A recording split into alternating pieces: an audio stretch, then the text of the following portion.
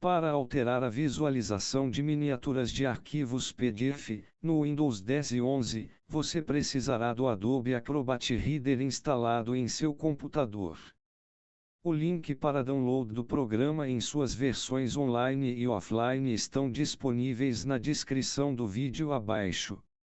Já com o programa instalado, clique com o botão direito no arquivo PDF, para abrir a caixa de diálogos e clique em Propriedades. Feito isso, você precisará mudar o programa preferencial para a execução do arquivo PDF. Siga os passos a seguir.